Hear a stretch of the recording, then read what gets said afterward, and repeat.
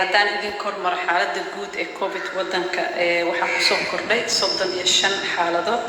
waxaa lab ah 25 waxaa dhadig ah 10 xaaladaha meelaha ay kala joogaan haddaan dul marno gobolka Banaadir waxaa jooga 24 ruux Puntland waxaa joogta 8 ruux Somaliland 3 ruux dadka laga helay xaaladahaas cusub da'dooda waxay u dhaxaysaa كير لبعضن سنة وحوالي بقول كبا سجاشن سبب سرالي هذا بقول كبا سجال لبعضن إلا يصدن السجال وأنت قلت حيث الدأرة وحوالي صدن الشن بقول كبا مركب الحسابي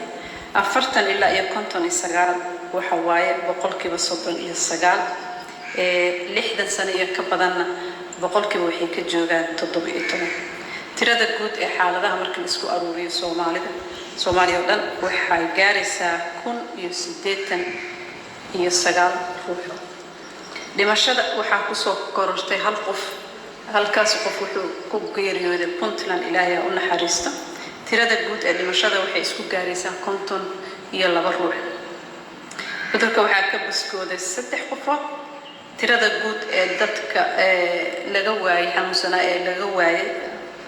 فيروس كقبول لجواه وحيسو جارسة وقل يلباتن يكون وكعل لنا مرة والبكمة دالين إن شاء الله أن أوضع جهينا إنرجينا يو وحول بمعقول سيد بدر كان لو كورتجلها كان كورتج كروايد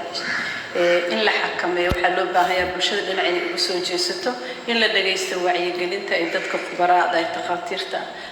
وأنا ذا بحناية إن laga joogo meelaha buuqa badan in bixida la yareeyo in afka la xirto gacmaha mar walba la dhaqo meelaha ciriiriga la iska xakameeyo qofka hadduu isku arko calaamadihii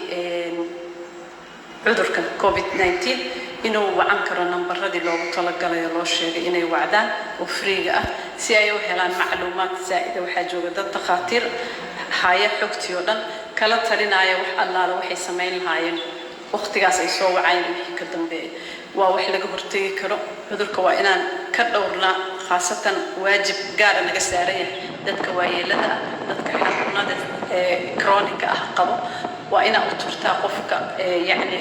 jeceshahay qaraabada ama saaxiibka ama familkaada qof walba waajib saaran in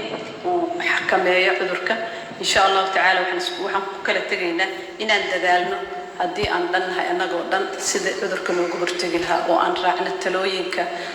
nala siinayo. Assalaamu calaykum waraxmatullaahi wabarakaatuh.